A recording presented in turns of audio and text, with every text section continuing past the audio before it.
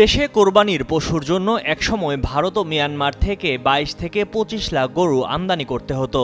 এমন পরিস্থিতিতে ২০১৪ সালে ভারত সরকার বাংলাদেশে গরু রপ্তানি নিষিদ্ধ করলে বিপাকে পড়তে হয়। তবে কয়েক বছরের মধ্যেই ঘুরে দাঁড়ায় বাংলাদেশ। দেশে এবার কোরবানির জন্য প্রস্তুত করা ১,২৪,৩৭,০০০ পশুর মধ্যে ৭০% সরবরাহ করা হবে দেশের ৩টি বিভাগ থেকে। আর দেশি পশুতেই কোরবানির অর্থনীতি ছাড়াবে প্রায় ১ লাখ কোটি টাকা।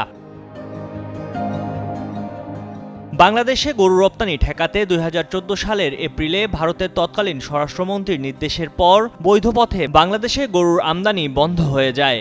বাংলাদেশে গরু রপ্তানি বন্ধের আগে ২০১৩ সালে ভারত থেকে আমদানি করা হয়েছিল ২৩ লাখ গরু। কিন্তু কয়েক বছরের মধ্যেই এই চাহিদা শূন্যের কোটায় নামিয়ে আনা সম্ভব হয় দেশীয় খামারিদের উদ্যোগে। তবে অবৈধভাবে দেশের ৩-৪টি করিডোর দিয়ে গরু প্রবেশ করানোর চেষ্টা করা হয়। সীমান্তরক্ষী বাহিনীর দৃঢ় পদক্ষেপের কারণে সেটিও কমিয়ে আনা সম্ভব হয়েছে। ওয়ালটন আবারও মিলিনিয়ার অফারে ওয়ালটন ফ্রিজ কিনে আপনিও হয়ে যেতে পারেন মিলিয়নিয়ার। মিলিনিয়ার ছড়াছড়ি দেশ জুড়ে, এটা শুধু ওয়ালটনই পারে। চলতি ২০২৫ সালে কোরবানির জন্য ৮,৮৭,৪৪৪টি খামারে ১,২৪,৪৭,৩৩৭টি কোরবানির পশু প্রস্তুত রয়েছে। এর মধ্যে রাজশাহীতে রয়েছে ৪৩,৪৪,০৪৯টি, দ্বিতীয় অবস্থানে চট্টগ্রাম বিভাগে ১৯,৭৪,০৭৪টি এবং খুলনা বিভাগে ১৪,৩৪,৫৮৭টি।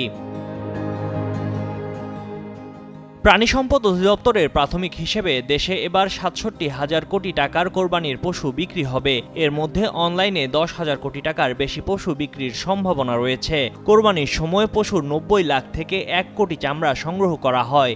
এর মধ্যে মোট চাহিদার ৬০ থেকে ৭০% সরবরাহ করা হয় কোরবানির ঈদে। সব মিলিয়ে এবার কোরবানির অর্থনীতি ছাড়াতে পারে ১ লাখ কোটি টাকা। মৎস্য ও প্রাণী সম্পদ উপদেষ্টা ফরিদা আক্তার কালের কণ্ঠকে বলেন, দেশীয় পশুতেই এবার কোরবানি করা সম্ভব হবে। ঘুরে দাঁড়িয়েছে স্থানীয় খামারিরা, স্থানীয় পর্যায়ে পশু উৎপাদন বেড়েছে, যার কারণে পশু আমদানি প্রায় শূন্যের কোটায় নেমে এসেছে। অবৈধভাবে পশু অনুপ্রবেশে সর্বোচ্চ সতর্কতা অবলম্বন করা হয়েছে।